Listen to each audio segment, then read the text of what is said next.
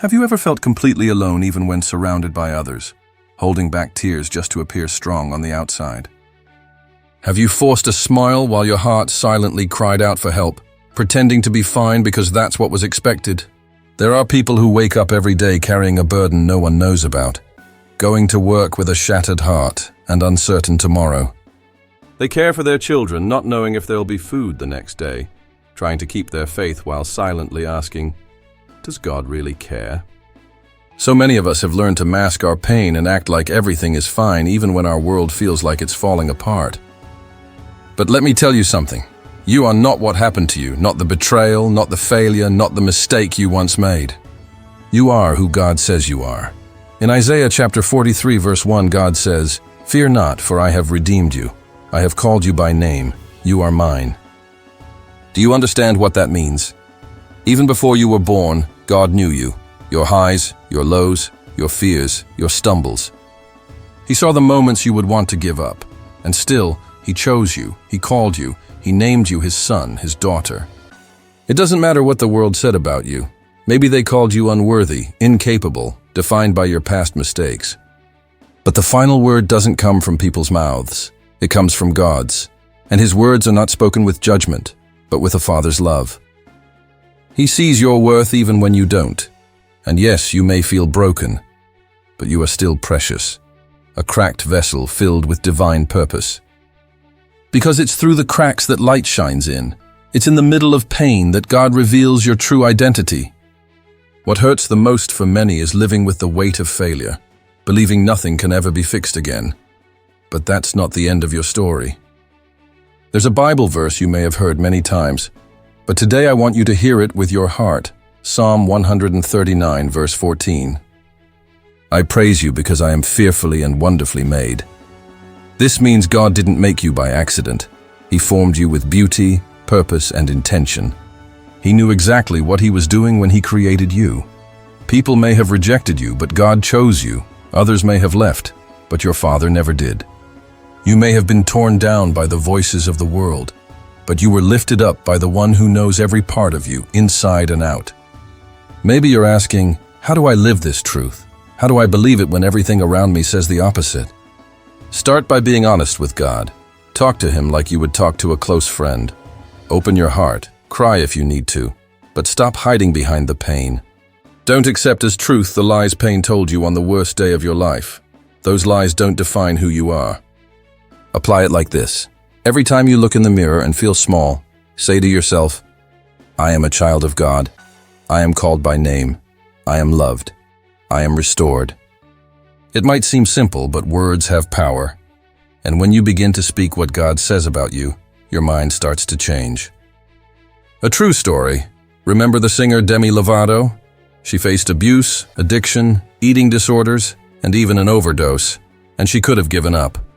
But she chose to seek help, redefine her identity, and find the strength to start over. Not because she was perfect, but because she chose who she would become. That choice changes everything. Your story is still being written. Today's chapter might be painful, but it doesn't define the end of your book. You are not the mistake. You are not the abandonment. You are not the diagnosis or the label. You are someone Jesus gave His life for. If He thought you were worth dying for, who are you to say your life has no value? So take a deep breath, wipe your tears, lift your head, and remember, you are not what happened to you. You are what God says you are, precious, chosen, loved, and strong. As long as heaven is still above you, there is still time to begin again. Don't give up now. The best of God is yet to come. There are moments in life when silence becomes deafening. Not the outer silence, but that deep silence inside the soul that screams, you've been forgotten. You pray, but you feel no answer. You fast, cry out, bend your knees, but nothing changes, and doubt creeps in. Has God left me?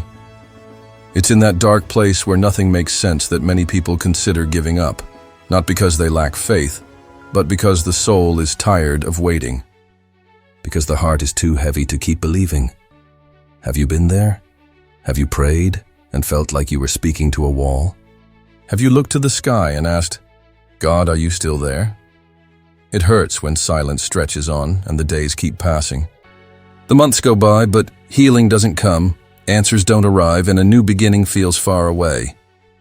It feels like while you suffer, the world keeps spinning, and you wonder, was my prayer too small? Am I not spiritual enough? God's silence does not mean He is absent. Many times, it is in the silence that He is closest to us. In those quiet moments, He is working behind the scenes, preparing blessings you're not yet ready to receive. Do you remember the story of Lazarus? Jesus knew he was sick, and He knew how desperate Mary and Martha were. They sent for Jesus, but He stayed where He was for 2 more days. He waited, and during that time, Lazarus died. To those around, Jesus' delay looked like forgetfulness, like silence, like not caring at all. But Jesus had a greater plan. He didn't just want to heal Lazarus. He wanted to reveal that He is the resurrection and the life. Maybe your life feels like that moment right now, silent, heavy, uncertain, but God is waiting for the exact right moment. He doesn't just want to fix your situation. He wants to resurrect dreams you thought were already buried. It's hard to grasp that when you're in the middle of the storm, when your bank account is empty or your body is battling illness, when your marriage is falling apart or your child has drifted from the faith and your prayers feel unanswered. But listen to this promise. Isaiah chapter 64 verse 4 says, "Since ancient times, no ear has heard, no eye has seen any God besides you, who acts on behalf of those who wait for Him." Did you catch that? God works while you wait.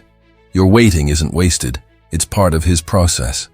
Most of us want quick answers. We want God to move now, today, immediately, but God is not a panic button. He is a father. And real fathers don't give gifts before the time is right, because they know the wrong time can hurt more than help. Think about Joseph, the young man of dreams. God showed him he would be great, that he would lead, that he would rise. But what happened next? He was sold, abandoned, falsely accused, and thrown in prison, and God seemed silent. But the silence was not neglect. It was preparation, refinement, character building, and divine setup. Maybe the silence you're facing is exactly that.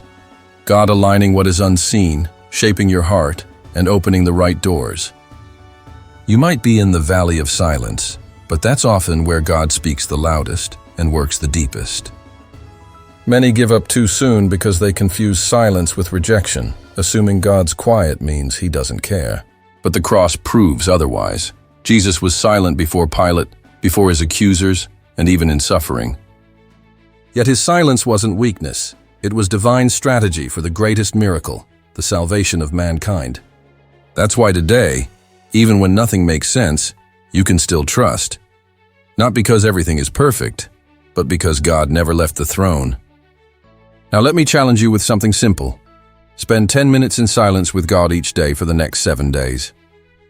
Take a pen and write down whatever rises in your soul.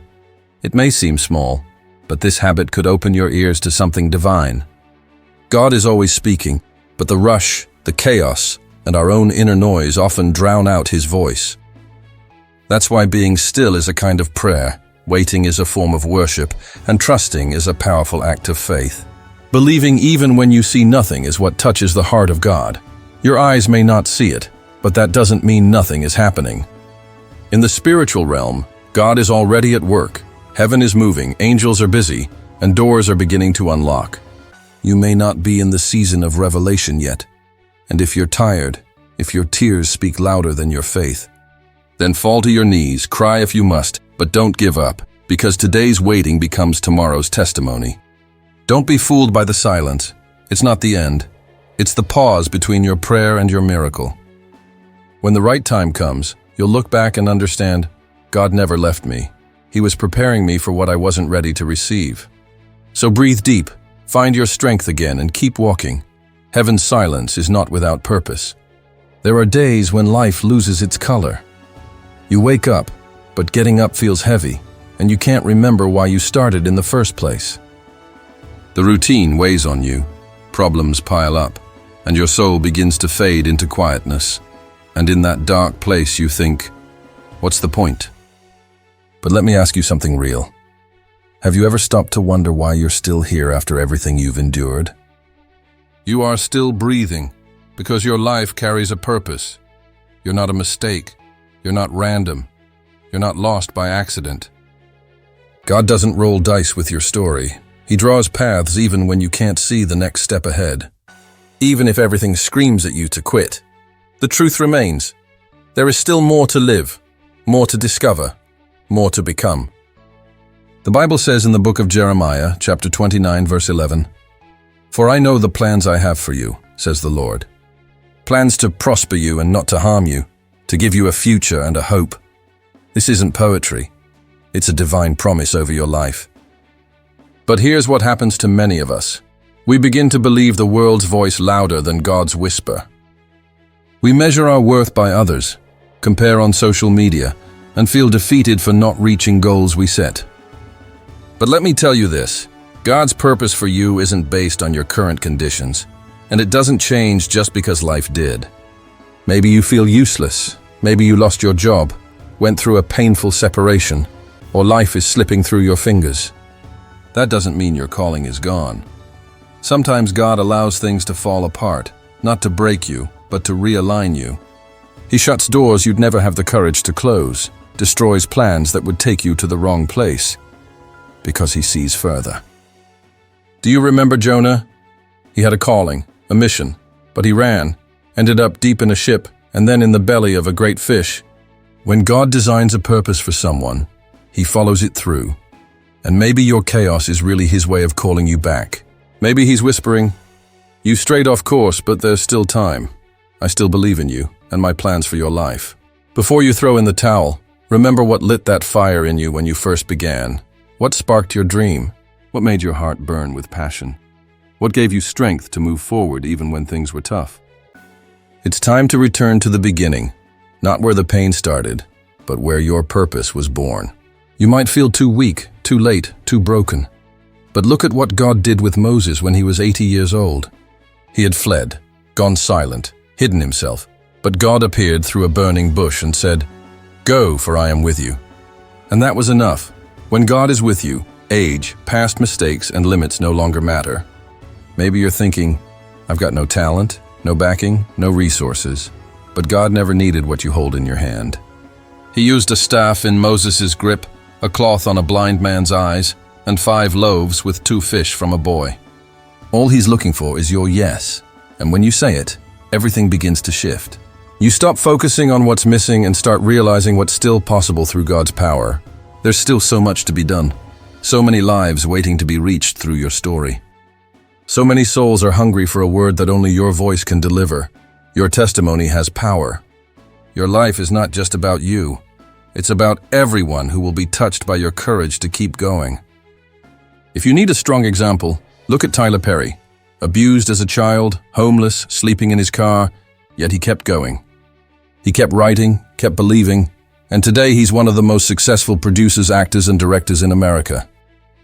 The truth is, the world is full of gifted people who gave up halfway because pain silenced their purpose. But you don't have to become that statistic. You can choose to continue, even when you're scared or tired. Because the one who called you isn't relying on your strength. He's looking for your faith. So do this today.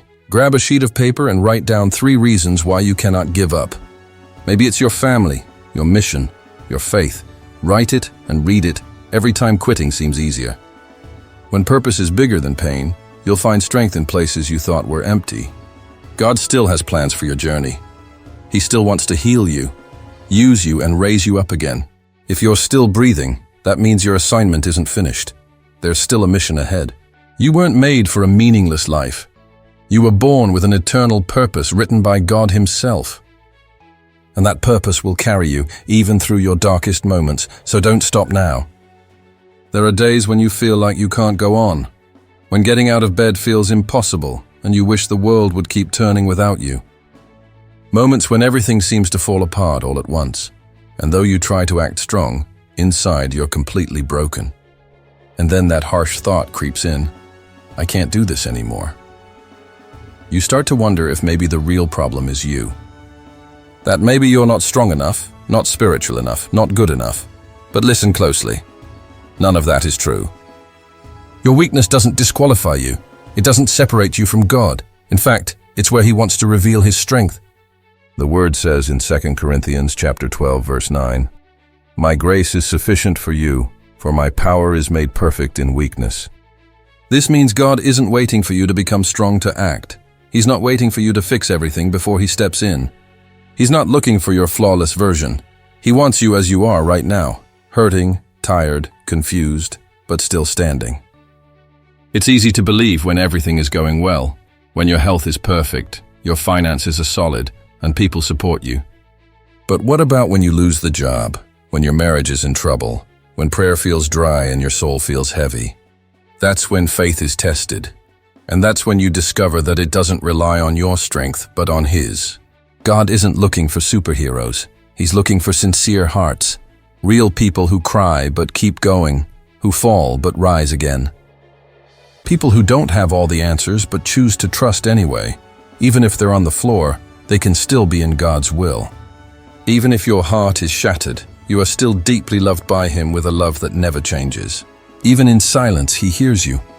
He's not waiting for perfect words. He's waiting for your surrender. Remember David?